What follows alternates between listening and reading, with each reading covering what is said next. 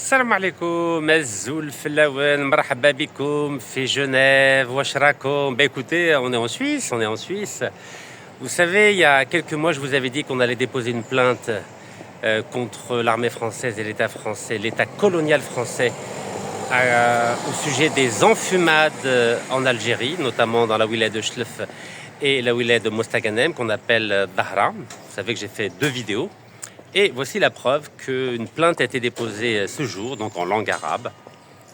Voilà, je vous ai mis l'accusé réception, vous pouvez regarder. Voilà, l'accusé réception de l'ONU. Donc du Conseil des droits de l'homme de l'ONU. Donc c'est vrai que je suis un peu fatigué, un peu malade, mais voilà. Chose promise, chose due.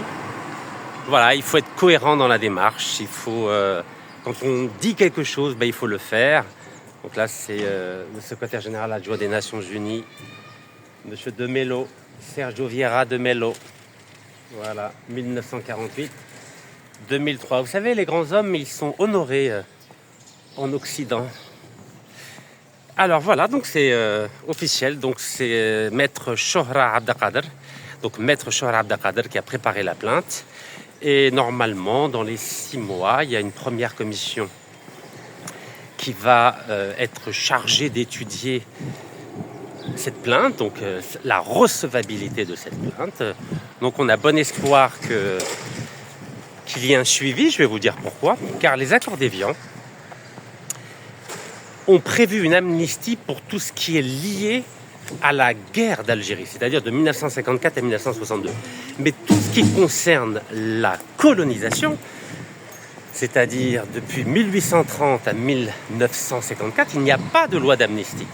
Donc c'est très important de préciser ce point-là, car si on ne précise pas ce point-là, on ne comprend rien. Donc les enfumades, c'est quoi?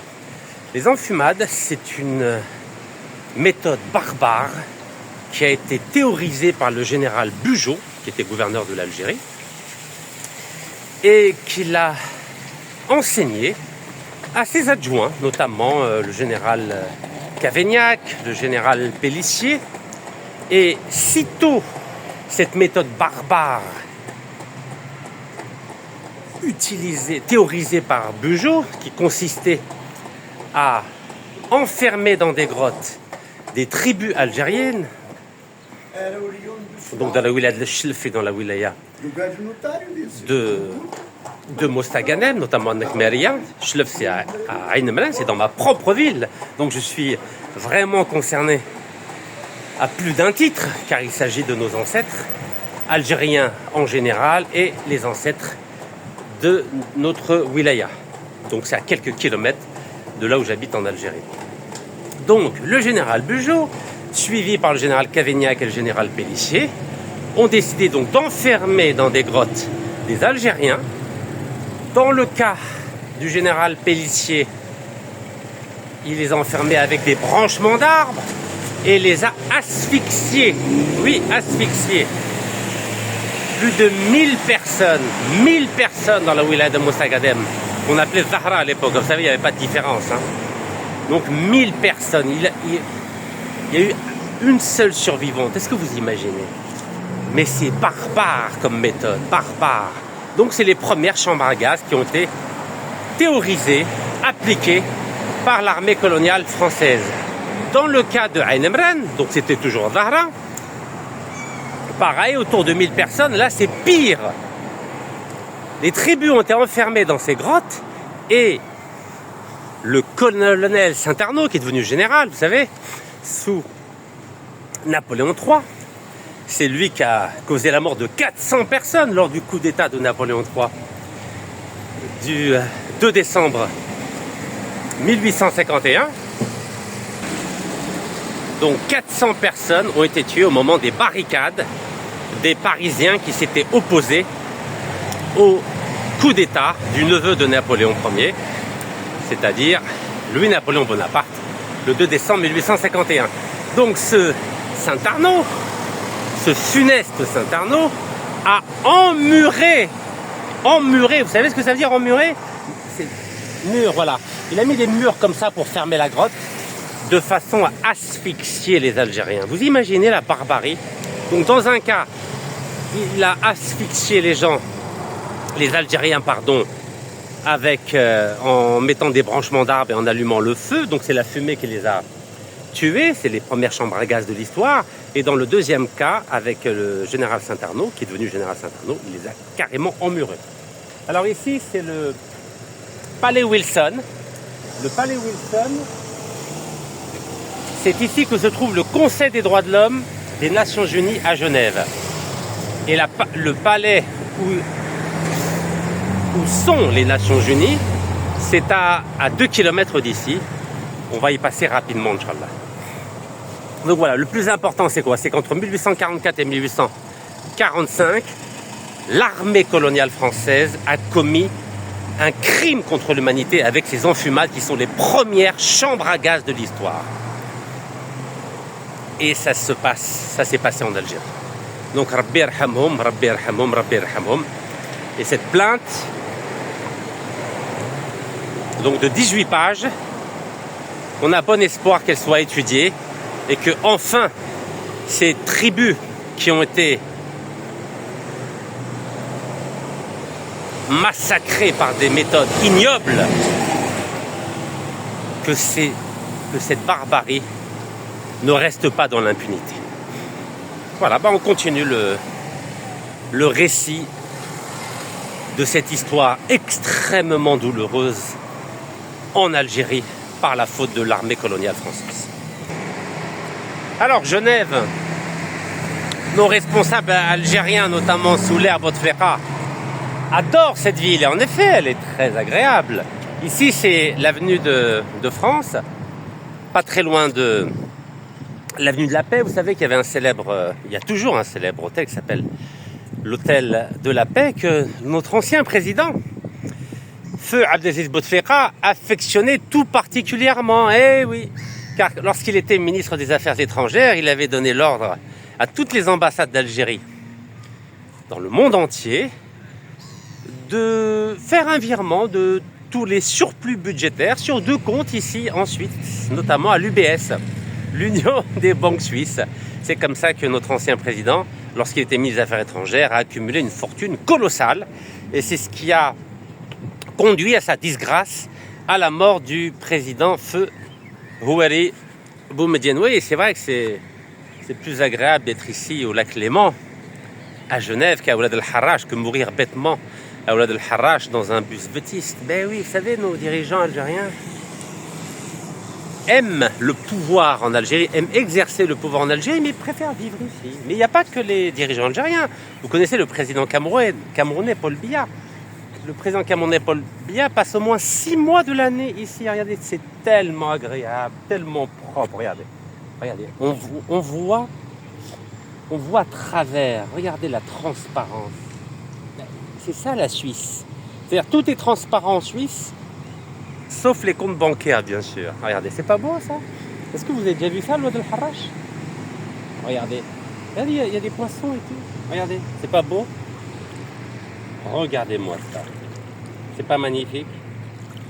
Donc vous comprenez pourquoi les dirigeants africains aiment la douceur de vivre ici en Suisse, à Genève, à Lausanne, à Lugano, pendant que les peuples africains meurent de faim ou meurent des pratiques autoritaires. Vous savez, je vais vous montrer un peu le journal, la Tribune de Genève d'aujourd'hui. Et vous allez comprendre un peu le sens de ma remarque. Alors, je vais prendre ce beau journal. Alors, au passage, il est distribué gratuitement. Alors, je ne sais pas si Al-Watan ou le Khabar ou le Shourouk sont distribués gratuitement. En tout cas, vous allez à la gare et c'est distribué gratuitement. Et il y a un sujet qui m'a sauté aux yeux, vous allez comprendre. Regardez, c'est pas beau ça? Ça, c'est le Wad el-Harrach version suisse. Alors, bismillah.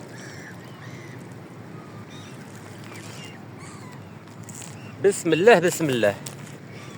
Où est la belle tribune de Genève? Vous savez, c'est bien de voyager, hein? Ça change de la prison.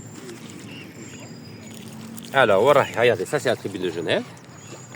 Vous voyez, c'est la date du jour, mardi 30 septembre. Et il y a un article qui m'a sauté aux yeux, je vais vous le montrer. Vous savez, c'est riche ici, hein, les journaux. Ah, ok, d'accord. Ah, ouais, je vois ça. C'est sur les manifestations. Oui, les manifestations. Regardez, voilà, page 4. Voilà. Vous voyez ici, page 4. C'est en titre, hein. Tribune de Genève, page 4. Donc je vais vous lire. Grand Conseil, c'est le Grand Conseil de Genève. Droit de manifester, pas de restriction pour les étudiants. Car il y avait une volonté de limiter, de restreindre la liberté de manifestation pour les étudiants. Et finalement, le Grand Conseil a décidé de ne pas empêcher les étudiants. Regardez, je vais plier le journal, voilà. Comme ça, vous pourrez lire. Regardez. Vous savez que, regardez, c'est pas beau ça? C'est beau la liberté quand même, hein? Regardez.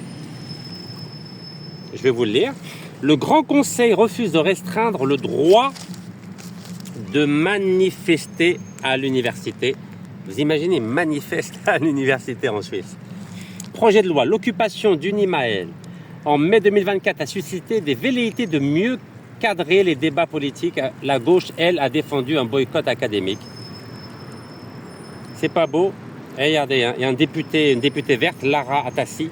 Il est intolérable de chercher à limiter les droits fondamentaux des étudiants dans ce lieu démocratique.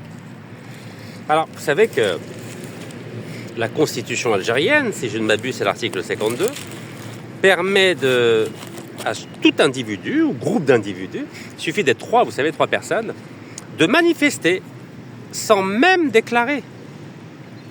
Plutôt, excusez-moi, sans autorisation. Il suffit simplement de déclarer, puis vous pouvez manifester. Mais à l'époque, lorsque ce bel article a été intégré à la constitution algérienne, nous avons été les premiers à l'utiliser avec maître Abdelkader Chouhra, maître Yassine Khlifi et maître Tarek Maktoub. Et malheureusement, l'élite algérienne de l'époque a dit non, nous ne reconnaissons pas la constitution. Mais je leur dis, mais soyez intelligents. Vous avez un magnifique article qui permet à tout groupe d'individus de déclarer une manifestation sans avoir besoin d'autorisation. Mais pourquoi vous refusez? C'est une très belle avancée démocratique. Et non, à l'époque, vous savez, c'était la folie du Hirak. Les gens pensaient qu'ils allaient arriver à Al-Mouradia sans effort. On allait leur remettre les clés. Et ils avaient oublié les intérêts du peuple algérien, notamment les libertés publiques et les libertés individuelles. Et aujourd'hui, il n'y a plus de manifestations en Algérie. Vous voyez, par la bêtise de certains qui ont cru au grand soir. Voilà, un peu comme ici à Genève. Ce fameux... Regardez-moi cette transparence. Regardez la transparence de l'eau.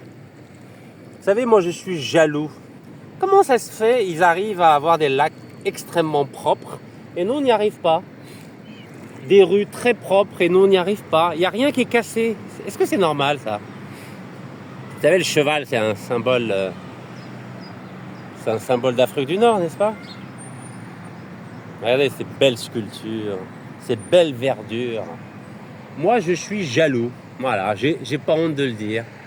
Et puis, il n'y a pas de bonté ici. Hein. Il n'y a pas des gens qui veulent fuir. À votre avis, est-ce qu'il y a des gens qui veulent fuir la Suisse pour aller, je ne sais pas, moi, pour aller au Mali, au Sénégal? Vous croyez qu'il y a des Suisses qui sont des harragas qui veulent fuir? Jadis, les Suisses fuyaient, vous savez. Qui a peuplé les États-Unis d'Amérique? Ce sont des protestants allemands et suisses. D'abord, il y avait Luther, la réforme protestante au XVIe siècle, 1517-1521, avec Martin Luther, suivi par Calvin, c'est le protestant genevois. Ah, c'était pas des tendres, hein, attention, hein, les protestants, c'est pas comme aujourd'hui. Hein. Et quand il y a eu la répression du protestantisme en Europe, il n'y avait pas d'autre salut que de partir. C'était des harrags, les protestants, et ils sont partis aux États-Unis, et c'est les premiers habitants occidentaux en tout cas de l'ère moderne, parce que d'aucuns diront, mais oui, mais nous déjà au Xe siècle, il y avait des Berbères, et au IXe siècle, il y avait des Vikings. Parlons de ce qui est connu, ce qui est sourcé, de ce qui est communément admis. Donc il y avait des harag suisses. Mais ça, c'était au XVIe siècle. Aujourd'hui, il n'y a plus de harag. Ben oui, c'est tellement beau, regardez, tellement propre. Pourquoi voulez-vous quitter le paradis? Pourtant, il n'y a pas une goutte de pétrole, pas une goutte de gaz. Hein, mais c'est propre, tout est beau. Nous, on a du gaz et du pétrole à faire pâlir la terre entière, mais on n'a pas d'endroit, en tout cas très peu d'endroits propres. Sauf le Harrach. Le Harrach, c'est magnifique, vous savez. On y meurt, c'est devenu un cimetière aquatique. On a le Harrach pour mourir, on a la mer Méditerranée pour mourir. C'est là où le rêve algérien s'est brisé. C'est terrible quand même, hein. Regardez, Genève, la rade de Genève. Regardez la rade de Genève, c'est pas beau? Il n'y a rien de cassé, c'est ça que je trouve ça magnifique. Regardez les poubelles, elles sont pas volées les poubelles ici, hein. Regardez. Vous savez, moi, dans mon village, ils volent les poubelles. Un peu comme partout en Algérie. Regardez-moi ça. Il n'y a aucun bon. La transparence de l'eau. Vous avez vu ou pas? Je ne sais pas si vous arrivez à voir la transparence de l'eau. Mais c'est absolument phénoménal. Absolument phénoménal. Regardez. La verdure, la beauté. C'est très agréable. Hein. Moi, je comprends pourquoi il y a des ministres corrompus qui volent de l'argent au peuple algérien pour venir ici en Suisse. Ben oui, c'est agréable, regardez. Tout est beau. Les belles demeures anciennes. Ben oui, parce que nous, on ne veut pas construire des choses comme ça en Algérie. Non, non. Restons dans le médiocre, dans le laid, dans le faux, dans l'injuste. Ben oui. Pourquoi on va pas éduquer le peuple algérien à la vérité, à la beauté et à la justice? Mais non. Laissons-le dans la médiocrité. C'est beaucoup la laideur et les injustices. Regardez, c'est pas beau? C'est beau la Suisse, hein? Ah ouais, c'est beau la Suisse. C'est très très beau. Je me demande pourquoi on n'arrive pas à faire la même chose. Étonnant, non? On n'arrive pas à faire la même chose. Pourtant, c'est pas compliqué. Qu'est-ce qu'il y a de compliqué? Regardez, les bancs ne sont pas cassés ici. Hein. On se demande pourquoi. Vous croyez que les petits canards, là, ils vont mourir de pollution, là, comme Al-Harrach? Al-Plaka. Ah, ya ouled al-blad, واش نقول لكم. C'est tellement navrant, c'est tellement facile de faire pareil en Algérie, mais apparemment, il n'y a pas de volonté. Personne n'a envie. Personne n'a envie que notre pays soit beau. Je ne sais pas pourquoi. Soit propre, soit vrai. Allah ma fhamna walou. Ma fhamna walou. Tout est beau ici. Pas une goutte de pétrole, pas une goutte de gaz. Hein. Pas une goutte de pétrole, pas une goutte de gaz, et pourtant c'est magnifique. Parce que tout est dans la tête. C'est l'intelligence, c'est de la vraie spiritualité. La vraie. Pas notre spiritualité factice chez nous. Vous savez, tout est bidon chez nous. Tout est artificiel. Rien n'est vrai. Vous savez, même dans les mosquées,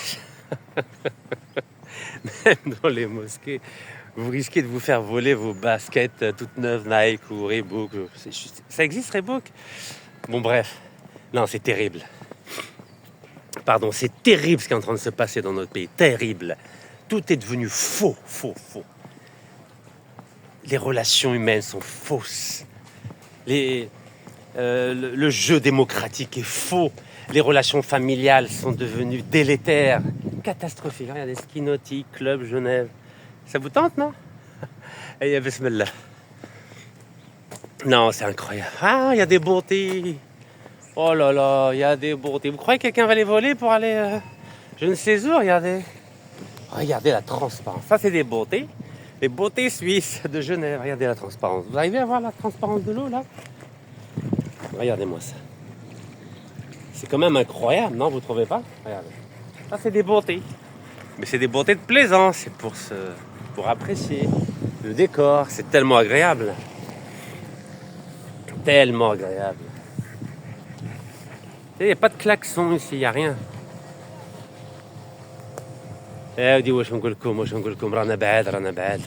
Voilà, ça c'est les beautés suisses. فوالا 170 مليون الحرقة 517 ماتوا في البحر العام اللي فات 517 Algériens sont morts en mer Méditerranée pour rejoindre le paradis suisse. Parce qu'il n'y a pas de paradis algérien, il n'y a pas de rêve algérien. Il y avait un rêve algérien. Ah oui, il y avait. Bon, mes parents me parlaient toujours du rêve algérien. Regardez, c'est pas beau ça? C'est un peu comme à la Grande Poste, vous savez là? C'est beau là, c'est un peu pareil. Non, il y a un beau parc comme ça à Alger. Tilimli. Non, il y a des beaux parcs. Regardez, un beau restaurant, la Perle du Lac. Ça vous tente? Prenez votre petit déjeuner, ou là vous dînez, ou là vous déjeunez. Non, mais ils savent vivre. C'est la douceur de vivre suisse. Et puis, vous voyez, la plupart, c'est des étrangers qui travaillent, des Africains, des Nord-Africains, Noirs-Africains. Ouais, c'est beau, regardez. خدامين ونسا يخدموا هنايا ما يتكبروش regardez. Regardez, elle nettoie avec un Karcher de Sarkozy. Voilà, la Perle du Lac, très belle adresse. Voilà, Perle du Lac, مرحبا بكم. Pas mal hein, de prendre son petit déjeuner ou déjeuner. Ça change des pâtes de qli'a, de l'habs t'a qli'a ou de l'harrache ou de chlef ou de l'biès et déchire. Vous savez, il y a une autre façon de vivre. Hein. Vous vous rendez compte que j'ai sacrifié tout ça pour aller en prison en Algérie? Est-ce que vous imaginez? Parce que après mes 25 ans dans les cités, la vie m'a souri. Donc voilà, j'allais dans les beaux endroits. Écoute la basbille, alhamdoulilah. Et puis je sais pas pourquoi, j'ai décidé de respecter l'engagement que j'avais pris à l'égard de mon papa. Je sais pas ce qu'il m'a pris. J'ai dit ok, d'accord, je vais essayer de faire ce que je peux en Algérie. Voilà, je vais essayer. Et j'ai abandonné tout ça pour aller à la prison de Qli'a, prison de l'Harrach, prison de Chlef et de l'Béchédéchir. Incroyable. Après, prison de Fresnes ici en France aussi. Ça s'appelle la folie. Mais c'est une folie consentie. Vous voyez, je regrette rien, vous savez. Parce que, vous savez, tout ça, je l'ai déjà vécu. Donc, manish makhlu'. Je suis pas en manque de cela. Pas du tout, même. Mais, taouana fil bled, ils sont en manque. Makhlu'in. Et c'est ça le problème. C'est pour ça qu'ils volent. Eh oui, c'est pour ça qu'on a 20 ministres corrompus en prison. Parce que c'est plus fort qu'eux.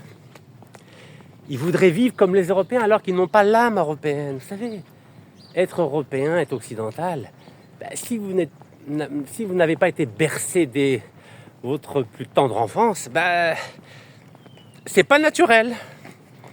C'est comme le jogging. Ici, c'est naturel, mais au bled, c'est pas naturel. Vous comprenez ou pas? Ici, c'est naturel, le jogging. Le bled, non. Le bled, je m'en souviens quand je faisais le jogging. Dans mon village, au début, il y a 40 ans. حسبوني مهبول. كانوا يقولوا هذا كيف راه يجري وحده هذا؟ اش راه يدير؟ Parce que c'est pas dans la culture. Et c'est normal. Chaque pays a sa culture. كل بلاد عندها ثقافة تاعها. بس حنايا الحكام تاعنا مخلوعين ومشتاقين. C'est pour ça سرقوا البلاد. Vous vous rendez compte, 1000 milliards ont été dépensés pendant 4 mandats sous feu Bouteflika. Oui, mais on a vu un tout petit peu la couleur, mais le reste c'était dans les banques suisses, dans les banques chinoises, à Hong Kong, dans les banques européennes, dans les banques américaines. Incroyable, hein? Regardez, ils savent vivre les gens, regardez comment ils savent vivre. Ils prennent le temps de s'asseoir sur un banc et d'apprécier. C'est quand même magnifique, hein? C'est-à-dire, voilà, là, vers la poubelle et à la jeter. Mais ils ne jettent pas par terre, les gens, regardez, il n'y a rien. Par terre, il y a Wello. Parce qu'ils respectent l'environnement.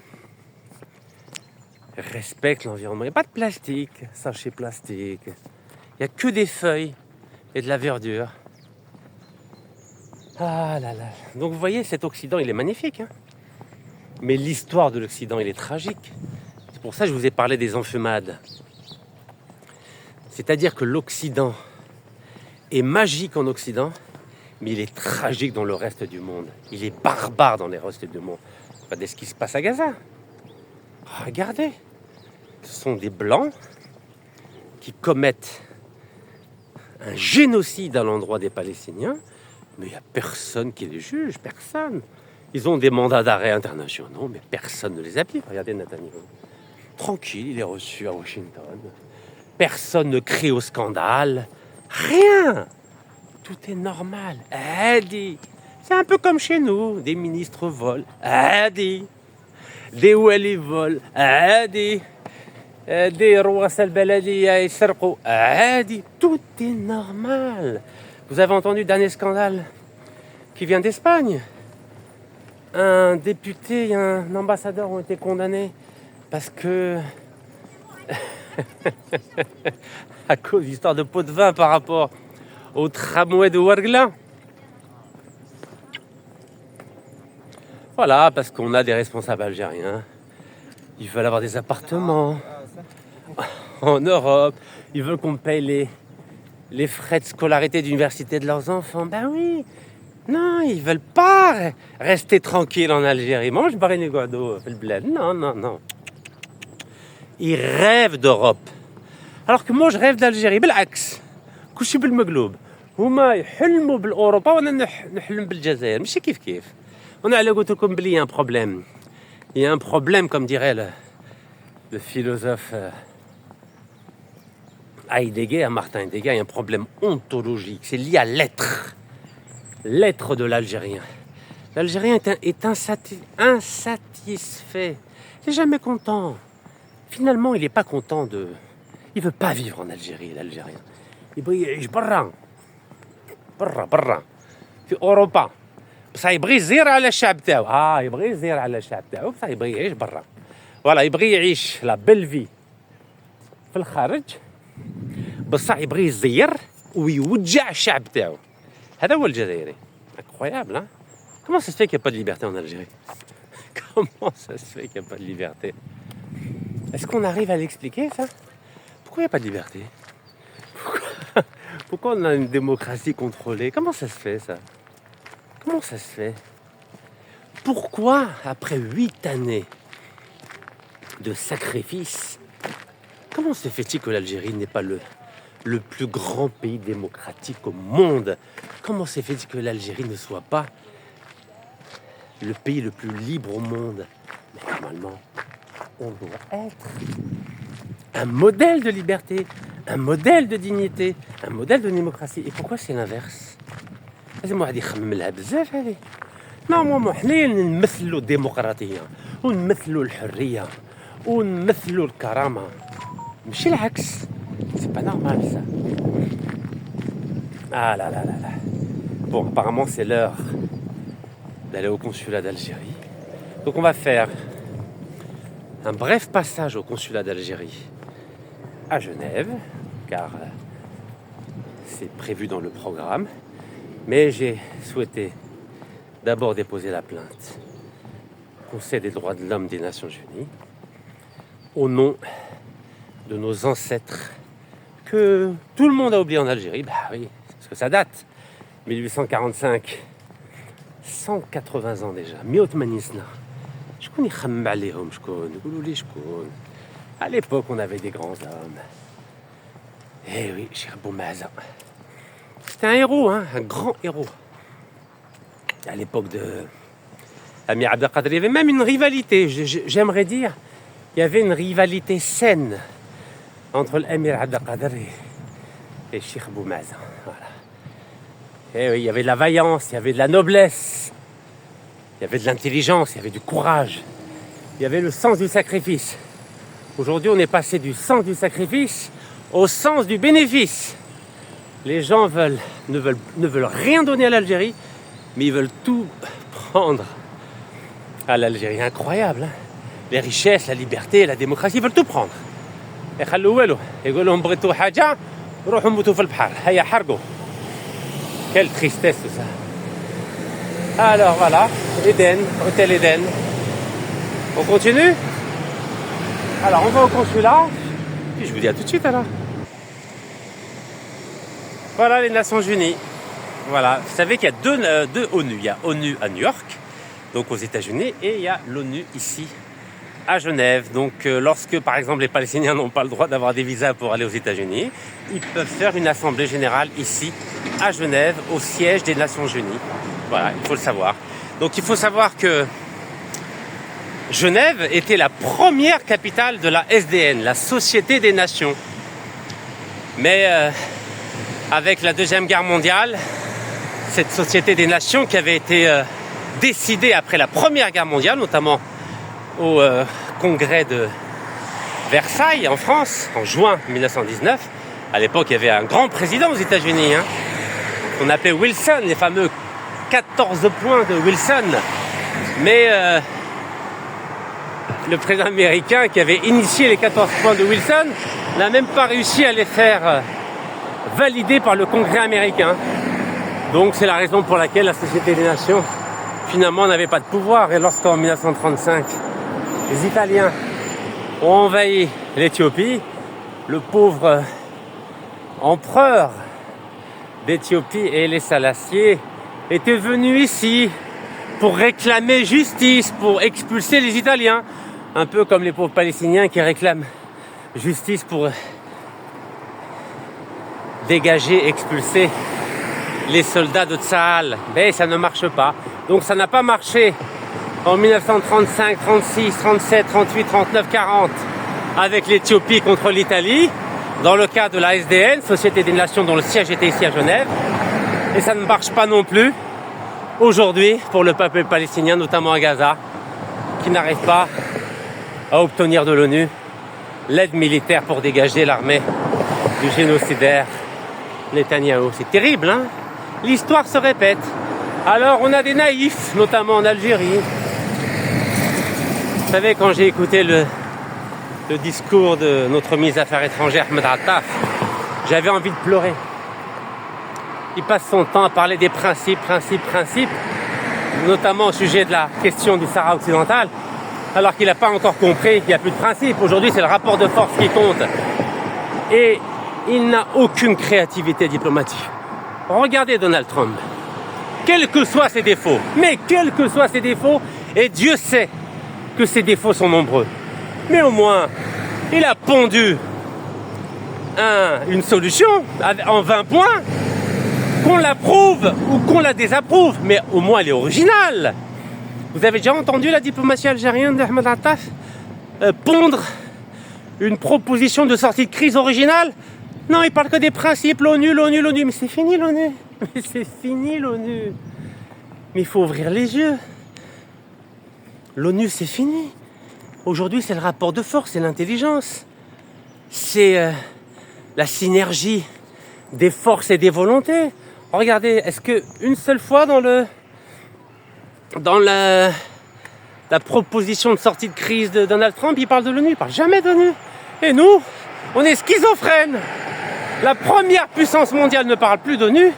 Et nous, l'Algérie, classée 34e en Afrique au niveau de notre passeport algérien, qu'est-ce qu'on fait? On s'insulte. Le Mali insulte l'Algérie à l'ONU, l'Algérie insulte le Mali à l'ONU. Mais vous vous rendez compte? La déflagration de la diplomatie algérienne, c'est devenu la diplomatie des insultes. Avec le Mali. Voilà notre niveau à nous. Niveau Tarnat al Mali, Hada Makan. Oh, Sebben. Ah, on adore les insultes, nous. Bah oui, quand on n'a pas d'intelligence, quand on n'a pas de diplomatie, il reste quoi? Il reste les insultes. Et vous vous rendez compte, on paye des fortunes des diplomates pour insulter nos voisins du Sahel et pour entendre nos voisins du Sahel nous insulter. Mais c'est lamentable. Au lieu d'envoyer des émissaires à Bamako pour régler l'affaire avec le Mali, qu'est-ce qu'on fait? On s'insulte devant la terre entière. Donc le Mali nous insulte devant la terre entière et l'Algérie insulte le Mali devant la terre entière. Elle est où la diplomatie? On paie des gens à insulter, c'est ça. Après on dit oh ouais, mais ça va pas, non? Mais c'est la dégradation de l'image de l'Algérie. La dégradation. Mais c'est une honte. Mais qu'est-ce qu'on attend? Moi je propose au président de la République d'envoyer 3 émissaires à Bamako pour régler l'affaire. 3, regardez, les Nations Unies. Voilà les Nations Unies. United Nations à Genève. Voilà, regardez. Regardez, il y a des groupes de lycéens qui viennent visiter les Nations Unies. Alors imaginez, je suis en Algérie et je prends des photos comme ça. Qu'est-ce qui va m'arriver, à votre avis? Ben, on va me dire, attention, interdit, les photos interdites. Oui, je m'interdis, c'est rien. هذا صور هذا صور. على بالكم on est out. والله là on est out. العالم راهي avancé, حنا on est out. Alors je vais vous montrer les drapeaux, c'est comme à New York. Vous savez, on a حنا رانا مخلوعين. على بالكم بلي رانا مخلوعين, voilà. United Nations. Vous voyez là-bas au fond? United Nations avec tous les drapeaux du monde entier là, vous les voyez? Et voilà. C'est beau, hein? Regardez, il n'y a même pas de policier devant. Vous avez vu, il n'y a pas de policier? Ah, ya oulad el-blad, ya wash nqulkom. Regardez, ça c'est une œuvre d'art. Vous voyez, c'est un siège géant dont le 4e support est cassé. Vous voyez? En Algérie, on dirait jette-moi ça à la poubelle. Mais en Europe, ça s'appelle une œuvre d'art. Vous savez, je vous avais dit pendant la campagne présidentielle 2019, لو كان نوصل المرادية هذا الكرسي تاع المرادية نكسره باسكو هذا اللي هبلهم كاع على بالكم هذا الكرسي اللي هبل كاع الجزائريين quel dommage. C'est pas agréable. C'est agréable quand même, hein. Vous savez, on peut faire la même chose en Algérie, hein. On peut faire la même chose. Mais elle est où la volonté? Elle est où la volonté? Vous croyez que c'est en signant des contrats avec des multinationales corrompues qu'on va faire ça? Regardez, c'est agréable, non? C'est pas compliqué à faire. Ah, ben là, on va voir le bus, là. On va voir s'il est vétuste. Ça, c'est le bus touristique, regardez. Ici, ça s'appelle le Palais des Nations. Regardez, regardez le bus. Alors, pas celui-là, mais juste derrière, voilà. Genève. Regardez. Et c'est un Africain qui est conducteur de bus. Vous voyez, Genève. Regardez les pneus. Moi, je pense qu'ils sont de bonne qualité, les pneus. Qu'est-ce que vous en pensez, vous? Regardez, c'est pas beau, ça? Sightseeing. Pardon. Il y a du boulot, il y a du boulot. Il y en a beaucoup de travail à faire. Mais on n'a toujours pas commencé ce travail, vous savez. Vous voyez, parce qu'il y a des blocages partout. Il y a des blocages partout. Tiens, il y a un autre bus, là. Vous croyez qu'il est vétuste, lui aussi? Qu'est-ce que vous en pensez? Ah, bah on va voir. Il y a des banderoles sur la Palestine, masha'Allah, regardez. Je vais vous montrer les banderoles sur la Palestine en plein Genève. Regardez, la Palestine saigne. يعني الدم راه يسيل. Palestine. Vous vous rendez compte? Gaza, regardez Gaza ici. Gaza. Ah ici, Gaza. Je vois Gaza. Voilà, l'humanité vous regarde protéger la Palestine. Alors nous, on n'a pas le droit de faire des manifestations de soutien à la Palestine. Albakoum, Kouchi Belmagloub. On était le premier pays en novembre 88 à reconnaître l'État palestinien, mais on n'a pas le droit de manifester en Algérie pour la Palestine. Mefhamna walou. Mefhamna walou. Il n'y a rien y comprendre. Rien, on n'y comprend plus rien. Regardez Msaken, regardez. Ah, mais c'est terrible. C'est terrible. Vous vous rendez compte? Aïe, aïe, aïe, aïe, aïe. Les journalistes tués. Sahafiyoun. استشهدوا مع الناس ومحمد هاي c'est terrible. هذا هو génocidaire. Génocidaire. هنا génocidaire wanted. Benjamin Netanyahu pour le génocide contre les Palestiniens. C'est dramatique. 1,8 milliard de musulmans, il n'y en a pas un qui bouge. 1,8 milliard de musulmans, il n'y en a pas un qui bouge. كارثة عظمى. C'est terrible ce qui se passe, c'est terrible. Mais tout le monde mange, dort, rêve, comme s'il n'y avait rien. Voilà, tout va bien. Tout va bien. Quelle tristesse, hein? Voilà, Genève, Palais des Nations. Marhaba bikoum. Genève, Palais des Nations, marhaba bikoum. Consulat, on y va, on y va.